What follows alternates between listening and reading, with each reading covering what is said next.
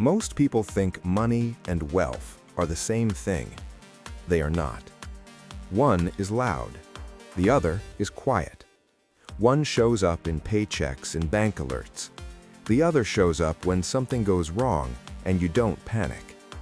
And the confusion between the two explains why so many high earners still feel fragile, why entire economies can look rich on paper and still be unstable underneath.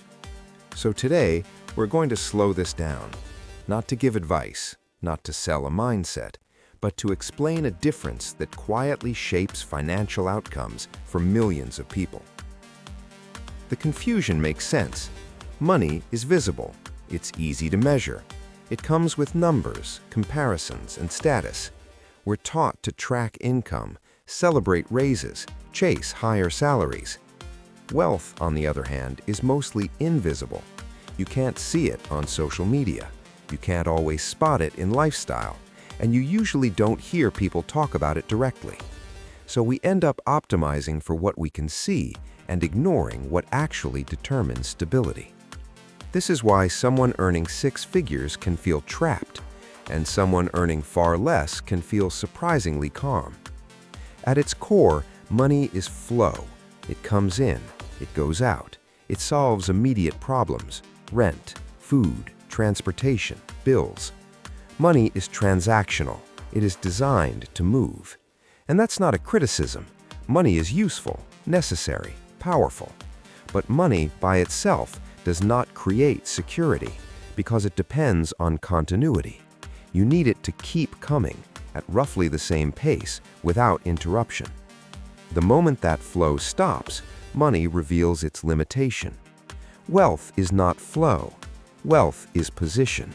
It is the ability to absorb shocks without your life unraveling.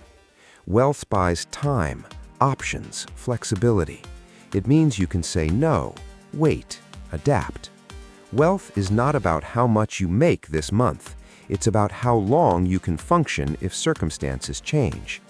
That's why wealth often looks boring, quiet, understated, because it's built for resilience, not display. Here's where this gets uncomfortable. High income can actually increase fragility. Why? Because expenses expand to meet income, obligations stack up, fixed costs harden, mortgages, loans, commitments that require tomorrow's income to exist. So even though the numbers are larger, the margin for error is thin. When income stops, everything stops. This is why layoffs hit high earners so hard psychologically. It's not the loss of money, it's the loss of continuity. Zoom out. Our financial system rewards movement, not stability. Credit expands faster than savings. Assets inflate faster than wages. Leverage is easier than patience. So money feels abundant, but true wealth remains scarce, not because people are lazy, but because the system nudges behavior towards spending, borrowing, and optimizing short-term flow. We confuse activity with security and growth with resilience. There are a few myths that quietly reinforce this confusion: that more income solves everything, that wealth looks expensive, that saving alone is enough. Each one contains a grain of truth and just enough error to be dangerous, because none of them address the real variable: dependency. How dependent your life is on uninterrupted income. Money moves loudly. Wealth accumulates quietly. Money seeks attention. Wealth avoids volatility. And in the short term, they can look like opposites.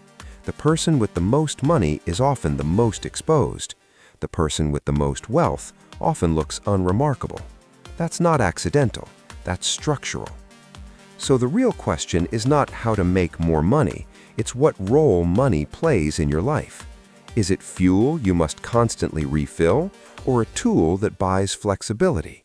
Because money is about today.